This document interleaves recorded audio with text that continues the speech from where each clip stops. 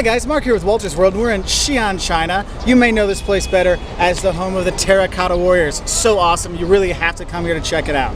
Now, my son Caleb's here showing me some of the cool stuff he's got. And what I want to talk about today is not fun stuff, but serious stuff. If you're traveling and you have heart issues, I was born with 2 holes in my heart, okay? And I still travel around, but there's certain precautions you should take depending on how severe your heart issues are, okay? And that's what we're going to give you guys advice on. Take your medications, how you're going to do your travel, and other things, okay? Now, the first thing you have to do is realize before you go, you need to make a few preparations. And the first thing is go check with your doctor and show them your travel plans. Tell them where you're going to go. Are they worried about anything? Or if you're going to say, oh, we're going to go hike the Great Wall. Well, guys, if you have heart problems and you can't do a lot of vigorous exercise, Great Wall might not be for you. You can look at it, but you're not going to hike it because it is a tough climb. So have your doctor look over your itinerary, and if they think it's a good idea or a bad idea, and you kind of know on your own, but if you're not sure, ask your doctor. Also, if you're going to be taking medications or you have a pacemaker, make sure you have a note from your doctor explaining what the medication is, what its official name is, and all these things. So if you need the medication abroad, you have that, but also the description, because sometimes they won't have what you use at home in the US, they won't have it abroad, but they'll have the similar for it, so you need that description.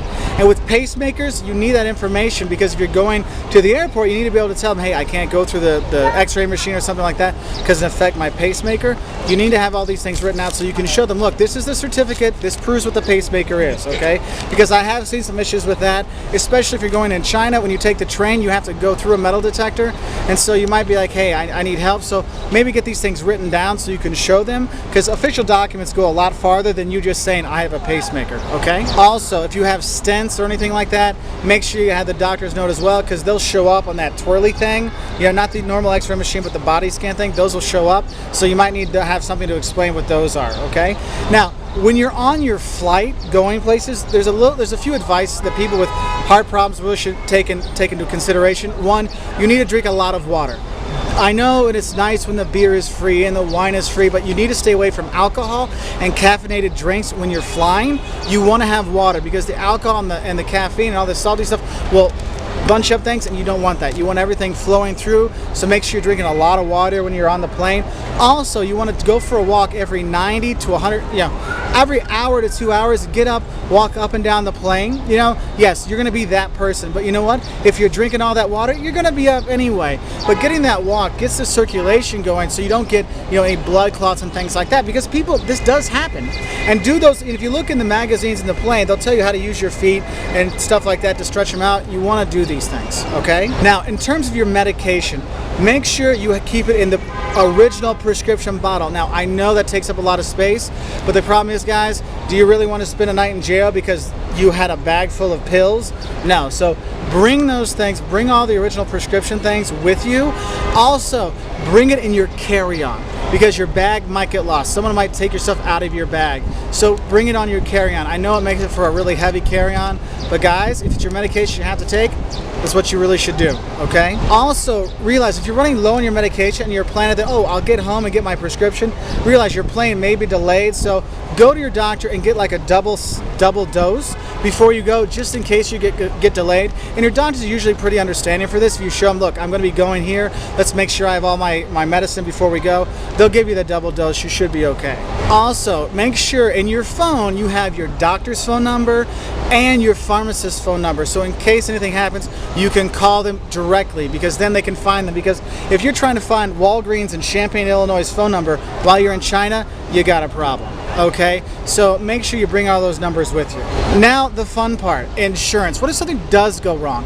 Guys, a lot of times your insurance from work will not pay for problems abroad. I actually pay extra on my work insurance, so my things abroad are covered, and also I buy extra travel insurance, and this is something you might look into. Now, when you buy your tickets online, your flight tickets and stuff, a lot of times they give you the option to buy insurance. Get the insurance, especially if you have issues, and sometimes you want to get extra insurance that has emergency evacuation insurance. This is so if you're on a cruise ship and you have a heart attack, they're going to fly a helicopter out to get you. Can you pay a helicopter ride?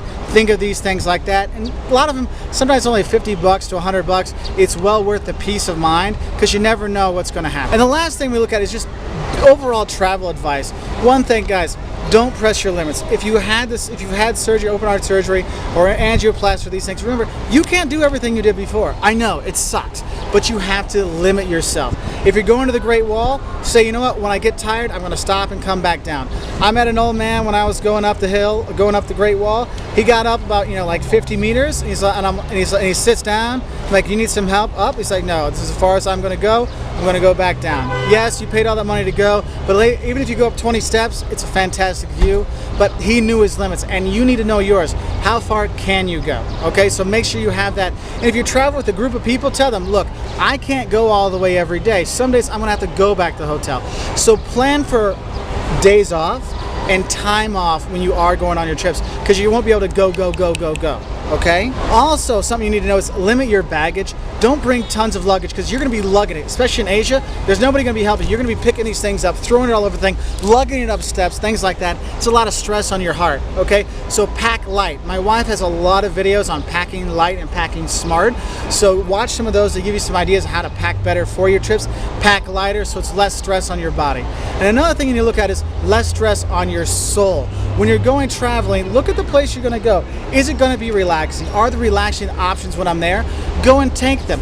We're sitting here, we're walking around Xi'an, we could be going up the bell towers and all these things. We're taking a few minutes to go to the park and relax. Okay, so make sure you do things like that. Find the times to relax and all kinds of stuff like that. Okay, so it lowers your stress level. Now the thing is, whether you have heart problems or not, guys, you should travel. I've had 2 holes in my heart. I was born that way, at open heart surgery, and I travel the world, and you can too. So if you want to learn more about traveling with heart problems or not, check us out on our website at woltersworld.com. Bye from Xi'an, China.